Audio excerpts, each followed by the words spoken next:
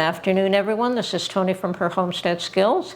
Well, I imagine that many of you, like me, watched many hours, if not the whole show, I guess, of the Madison Square Garden rally that was held in New York City for President Trump and all his supporters and all his people that came out to speak on his behalf.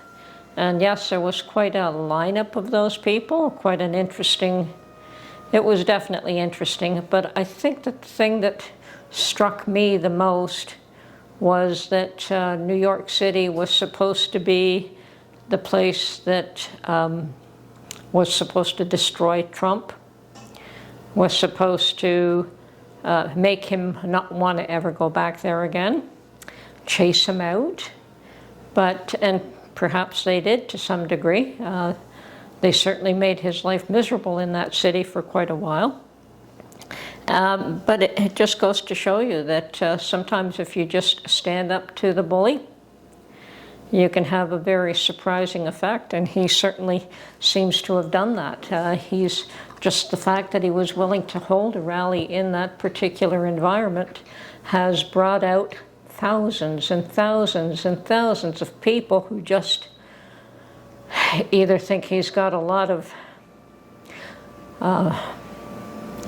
strength, guts, whatever the term is, that to stand up to his bullies. He's been doing that over and over and over again, and this seems to be one of the final attempts to show the crowd that no, he's willing to stand up and do whatever it takes to stay in this race, to become the President of the United States, God willing. And so far it seems to be working in his favor. And personally, I liked the lovely Melania, his wife. She is such a sweetheart.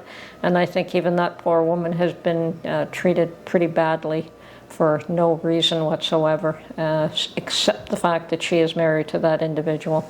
So it was good to see that she also received quite a lot of cheers and interest in her being there, and she spoke well. Yeah, certainly the woman has an accent, and you have to listen carefully, but she spoke well, and she said sweet things, and good lady, good lady. I don't know how anyone could say anything terrible about her. She carries herself well. She supports her husband and does the right things.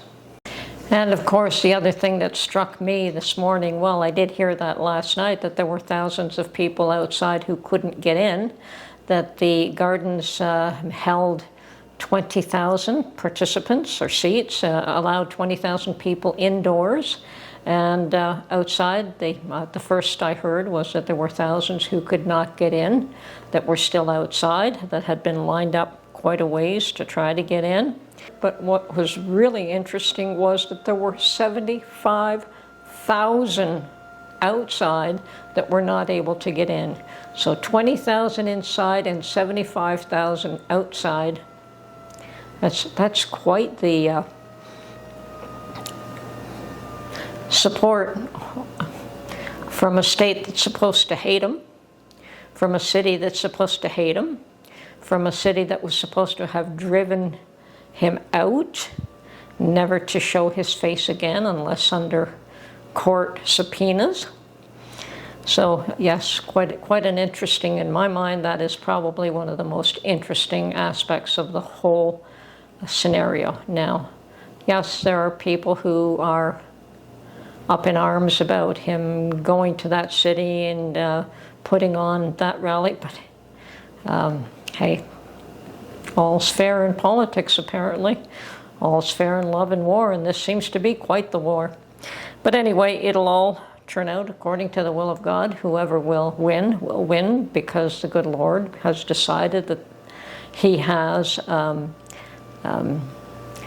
a direction that he wants things to go, and for whatever reason, he could allow it to be totally decimated and deteriorated for his own reasons, or he could allow it to be rebuilt. So we don't really know which way this is going to go, but we do know that there are completely different ideologies in play here. So best of luck to you all. I mean, we have similar issues in Canada, certainly not as dramatic, and certainly they don't carry the same attention, which is fine. I mean, it's a little quieter here. The other thing that struck me, of course, was that the reality that Hollywood is learning that they really don't play a part, that they aren't as influential as they thought they were, that the media are not as influential as what they thought they were. It would appear that no matter what the media says and what Hollywood says and what Hollywood does, doesn't seem to sway people one way or another. So, I mean, all these very wealthy people trying to tell the balance of the population what they should think and what they should do and how they should feel, that is all collapsing. And unfortunately, fortunately, people are recognizing that what is more important than what the media says or what Hollywood says is what's happening in their own homes and in their own backyard, and who can best rectify the situation that they're dealing with on a day-to-day basis and get things back to something that makes their lives a little bit easier. So anyway, I'm not American. I cannot vote in this election. I can, on the quiet, I hope for the best, actually, not in the quiet. I can hope for the best for the country, because whatever affects the U.S. will affect me here in Canada as well. So more power to you folks. I hope you come out of this stronger, and I hope that you will overcome any chaos that ensues. And there is quite the potential for chaos depending on what happens after this. Let's just hope that whatever the case is, that it even after 9/11 or after November the 5th, 9/11, after November the 5th, that everything goes smoothly. The next few days after the election, and after it's determined who the next president of the United States will be, that it's accepted, that there's peace, that there's joy, that there's change no matter what the case is, and that people accept the outcome whether they like it or not. Certainly they used to accept the outcome and then just wait for the next 2 years, the next 4 years, where they can affect change. So that's the way the system was designed, that you have a certain amount of time to be able to lead the country in the direction that you want to go, and the people should be allowed to make that decision. Not the wealthy, not Hollywood, and not the so-called elites. It is the people that have the right to determine how they are governed, and that's what it really comes down to. And I think the days of thinking that the population is too stupid to make that decision, and it had to be made for them, I think those days are gone. Whether it is the ability to disseminate knowledge through various sources, not just those controlled by the media. I mean, the media still tries to control what's said and what's believed, but they don't seem to have the same amount of power and pull that they had even 30 years ago. I mean, I can remember a time where the older folks believed everything that was in print or everything that they heard on the news, and today that's not the case. Today people will listen, and they will look for alternative opinions, perhaps, or perhaps not. Perhaps they'll become attached to one ideology and one train of thought. Sadly, it's probably best if you listen to all sides.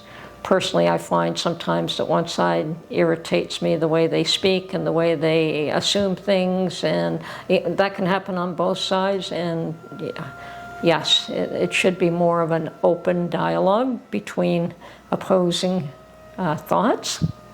It's the only way the truth ever comes out. It's not that one side is, has all the answers and the other side doesn't. I think that in reality, there has to be discussion. There has to be acknowledgement that you can't shut half the population out and say that they're all wrong and that they're evil, because they're not. They just think differently.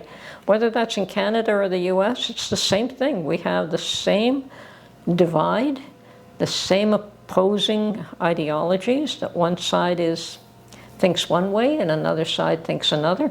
Although I think here we have even more of a split. There's not just two opposing sides.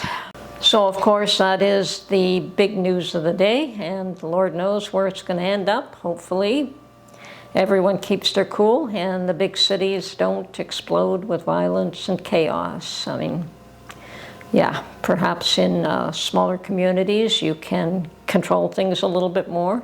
It's the larger cities, even New York, where, yeah. But New York has shown how it feels unabashedly, at least a large percentage of New York. So let's see how things go, folks, and best of luck to you, and I hope you choose the leader that you deserve. Anyway, this is Tony from Her Homestead Skills. Short and sweet, and yeah, it's pretty exciting. I'm keeping thank God it's only a few days away, and hopefully after that, as I said, it will be peaceful, but we'll just have to wait and see. Okay, bye for now.